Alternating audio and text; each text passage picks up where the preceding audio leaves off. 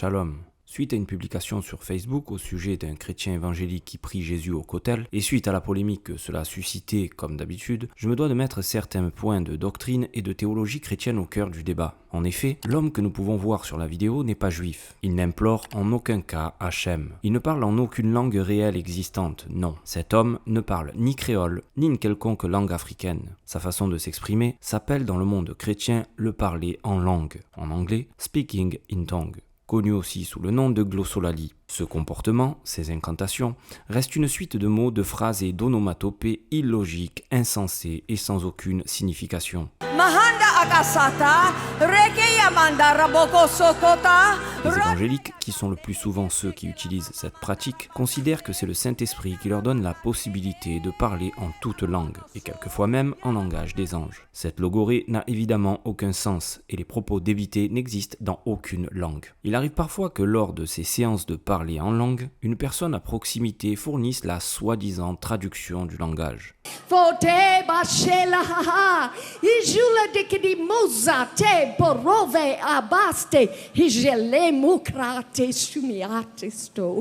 the time has come for you to take that will cause a great change of scenery in your life, and now the mountains shall be removed and hindrances shall be removed. En outre, nous pouvons apprécier le témoignage de Shannon Nuzen, née chrétienne convertie au judaïsme, qui explique dans sa vidéo que lorsqu'elle était petite, elle se sentait obligée de participer à ce genre de session et qu'elle faisait exprès de parler en langue en disant n'importe quoi. Les personnes présentes et ses propres parents considéraient que c'était dû à l'action du Saint-Esprit, alors que cet enfant ne faisait que prononcer du charabia incohérent de manière volontaire. My life as an evangelical Christian wasn't by choice. I was born into it.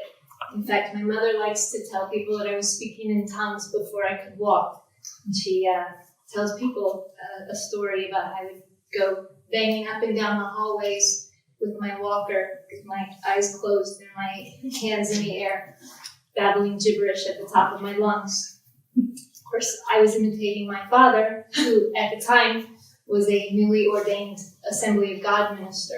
Pour comprendre d'où provient cette croyance, nous devons revenir bien sûr au livre du christianisme, à savoir concernant ce sujet les actes des apôtres. C'est à la suite de la supposée résurrection de Jésus et après 40 jours d'enseignement à ses apôtres que celui-ci regroupa ses adeptes et leur fit don du Saint-Esprit. À ce moment-là, une lumière jaillit et voilà que des langues apparurent et que chacun commença à parler, à prophétiser en des langues qu'il ne connaissait pas jusqu'ici. Aujourd'hui, cette glossolalie est toujours pratiquée majoritairement dans les églises dites charismatiques, mais aussi dans énormément d'autres courants évangéliques, dont les ADD, Assemblées de Dieu, ainsi que chez les Juifs, messianiques, qui n'ont de juifs que le nom. Pour revenir à notre sujet de base, ces dernières années, nous pouvons constater l'émergence de quelques vidéos de personnes effectuant ce parler en langue sur le parvis ou contre le Kotel lui-même.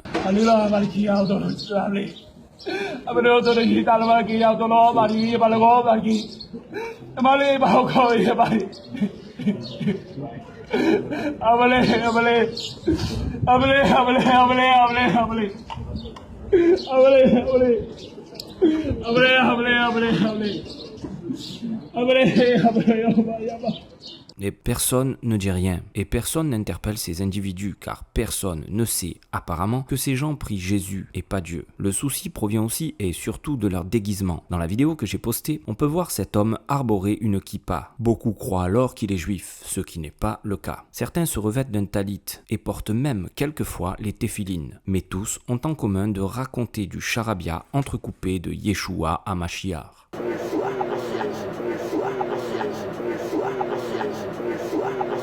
Il est très facile de les reconnaître en réalité, si tant est que l'on soit au fait de cet usage. Il est toujours bon de rappeler que le christianisme est une idolâtrie, selon la logique d'une part, sans rentrer ici dans les détails, quelle que soit l'obédience, et d'autre part, conformément à la halakha. Il serait peut-être important que les autorités religieuses prennent le sujet au sérieux, surtout lorsque nous voyons la communauté juive encenser ces vidéos en pensant que ces personnes se trouvent en pleine prière vis-à-vis du Dieu d'Israël. Le manque de connaissances permet ces comportements et offre aussi aux missionnaires une approche facilitée. Kol Tuv.